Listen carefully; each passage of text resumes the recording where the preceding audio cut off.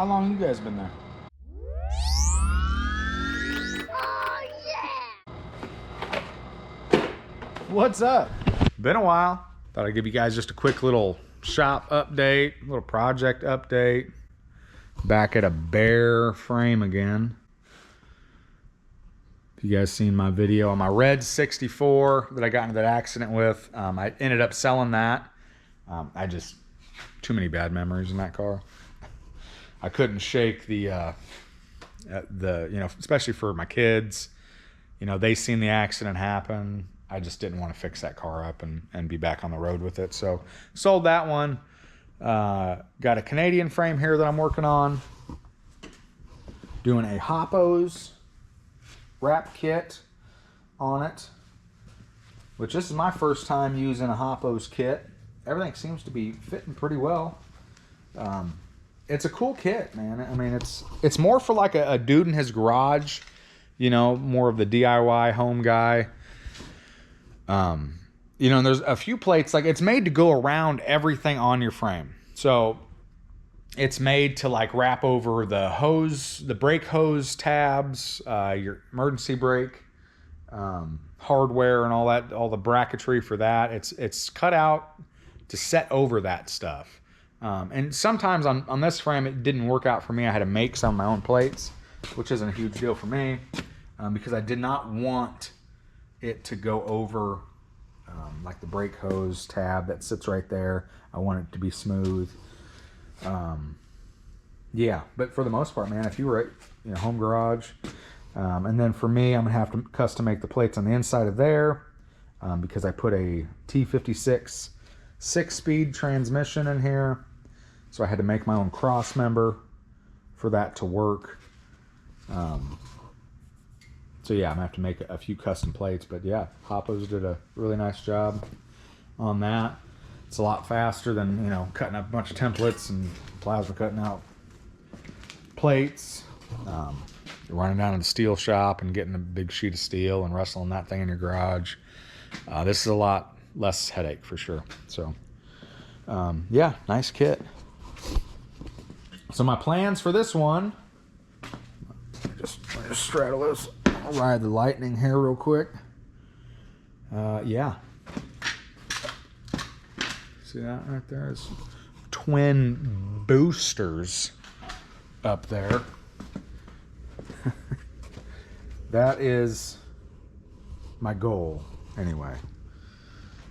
That's my goal, is to run twin turbo LS 6-speed, which is asking a lot because, man, that's a lot of stuff. That's just a lot of stuff to have underneath here. So I'm gonna have to do a lot of figuring on, I gotta get my radiator in here, figure out how I'm gonna run an intercooler, where that's gonna go, all the piping. Obviously you need room for your hydraulics. If I run a inch spacer below the cylinder comes up and it's just it's right there. It's just right there from hitting the headers. But how much room do you really need? I got the side port cylinders, which help, so there's not going to be a fitting on the top. Yeah, man, I'm excited about this. I drove all the way down to Louisville, Kentucky, and I got a Pitbull Ford 9-inch for the back. Still need to get the center section, the gears for that. I think I'm gonna run a posi, which makes absolutely no sense. I mean, I get it, guys. You ain't gotta tell me, I get it, okay? That makes no sense to have twin turbos, a 6-speed, Ford 9 with a posi, and then little 13-inch rims. I get it, okay? But it's what I want, and we're gonna try to do it. I've said a lot of times that, I'm gonna shut this gas off because I'm going home after this. I drive a half-hour home, sit down. Man, did I shut that gas off? So I'm gonna do it now with my hands on it. But I know it makes no sense, but we're going for it. I used to say, man, this is what we're gonna do, this is how it's gonna be. I've come to learn, don't ever say that, because, then your words start to mean nothing, because there's been a lot of projects I have not followed through with. for a lot of reasons. I'm hoping this one is one that I can actually complete. Just gonna work on getting the frame wrapped.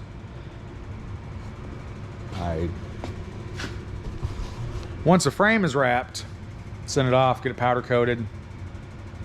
I'm trying to do a lot of chrome on this thing. I got chrome upper, lower arms. Spindles are at the chrome shop now. I got chrome trailing arms, chrome pit bull wishbone for the back. The rear end is not chrome. I'd really like to have the rear end chrome. There's a guy that I talked to up in Detroit that said he's got a shop up there that can do it for $1,000.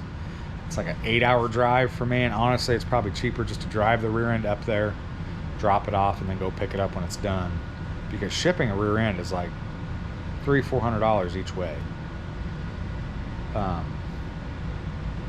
Yeah, the shipping cost on the rear end ends up being more than the chrome, I found out, in most cases. But man, I'd really like to have that sucker chrome, and then everything basically will be chrome, you know. So is there gonna be a lot of chrome on it? Not a high lockup rear end. It's gonna be a pretty mild, you know, lockup in the back. I think I'm only running 10s in the back, so nothing crazy. Maybe 12s. Might have got 12s. I can't remember. I have to look it up. 10s or 12s in the back, just 8s in the front, which if I keep having issues, I'm probably gonna run down to 6s just for clearance issues. Got chrome coils for the front and back. So yeah, I got some cool parts, which basically just ate up my whole budget.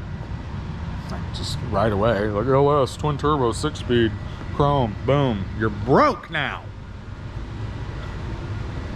I sold that red Impala. I'm like, all right, I'm gonna go ham on this build. I'm gonna get everything I need, so there's no speed bumps. And then I'm like, man, I should just go above and beyond. I should do better. I should do something way cooler, you know. Screw the basic stuff. Let's get it. All this let's go talk broke. That's what it is.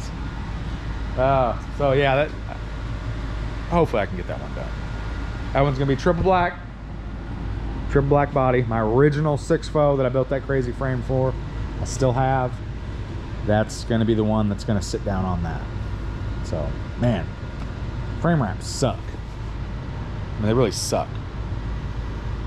And I am not doing any more customer work for custom stuff. Anything custom, really. I'm not taking on any more classic car paint jobs, old school color changes, frame wraps, hydraulic builds. I'm just not doing it anymore, guys.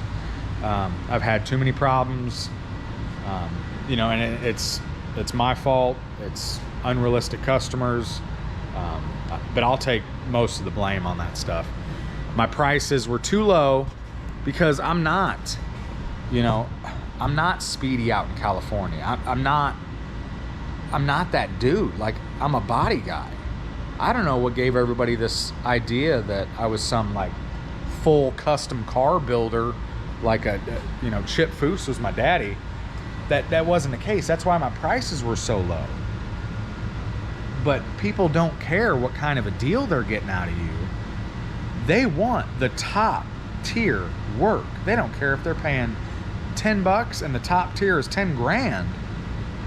Their $10 bill better look like they spent 10 grand, because they can't go back and tell their friends that they went the cheaper route because they found a dude that'll do it cheaper. They can't do that. So it ends up being your fault because you cut them a deal and gave them a deal quality work.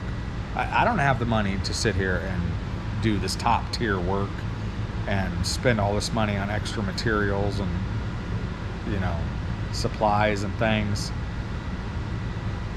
That's why my price was lower, is because this is what you should expect. But I get it, and then me trying to educate customers, it just doesn't work. So I haven't been able to find customers that work with me.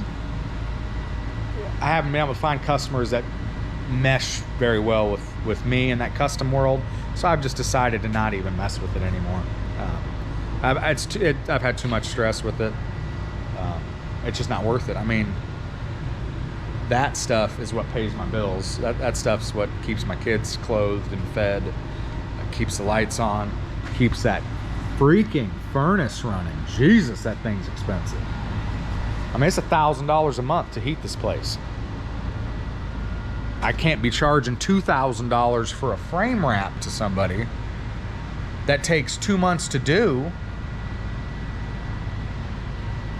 You know, it's $1,000 a month just to heat the place, on top of all the other bills that come along with owning a business. Top of my kids' food bills. Jesus, my boy eats like he's part hog, I think. So, no disrespect to anybody. I know a lot of people ended up hating me over the last couple years because of jobs I've done for them, that they were expecting some crazy quality work. You know, not trying to disrespect anybody, even though the disrespect came real hard and fast towards me. Because like I said, nobody cares. Customers don't care about you. I've learned that. They don't care if you go bankrupt tomorrow, giving them a deal on their project. I was doing it for the love out of this whole world, and I kind of lost that. So I'm just gonna stick to doing it for myself, you know? Nobody appreciates my time more than me, so I'm gonna just keep doing this classic stuff for me. So if you guys get any more videos out of me, it's gonna be me working on my own stuff. It's not gonna be me working on customers' projects, because it's just a dude trying to put out some cool cars for people. I didn't have any intentions of getting rich off of building these custom cars. I was just doing it for the love of it, to get more people into cars, you know, try to help them out, because I know a lot of shops were booked way up, or they wanted 4 times the money I was asking for. And I know money can be tight, but you still want to have a cool car. So I thought I'd help out, but it's not working. So no more of that. Here's that SIXFOE I did. Sold this one. I don't know if I ever told you guys officially, but this one sold. A guy out in Virginia bought it, and I've just been doing a little finishing work on it for him, putting a little patch down here on the quarter. Finished welding up the tub, put a little fiberglass on that. Put the rocker brace in, and man, that really stiffened everything up. I mean, this sucker is super solid. Gave it a nice door gap there. So yeah, that rocker brace really beefed it up. This should be going home here real soon. Which he's gonna have to pick it up, because man, every time I walk by it, I'm like, man, that's a sweet car. A really sweet car. Like laying underneath of it, doing the rocker braces, I started looking at all the stuff I did underneath, and kind of forgot about some of it. But yeah, this thing's got a lot of work into it. But yeah, just a quick little update, guys. I appreciate you guys sticking with me, all the subscribers that haven't left yet. You know, I know I don't post a whole lot, but I always have the thought of getting back into it. But yeah, last year or so, year and a half, man, it's been kind of rough, trying to get any free time. Not, you know, I'm not like, oh, it's been a rough year. I've actually had, you know, some of the best business I've ever had in the last year and a half. And I think that's why also doing the custom and the classic stuff just it's not meshing. I'm looking for a sustainable business, and fighting with people online and through text over their custom car because they want it better, faster, cheaper, all that stuff. You know, late night texts. I mean, people text me at 11 p.m. wanting to change the whole build, and then expect to do it for the same price or less than what you quoted them originally. And you got to sit there and explain that to them. I'm over it. You know, this kind of stuff, this little ding in the hood, ding in the bumper, I can do that stuff in a couple days. It pays. This job, this will blow your mind.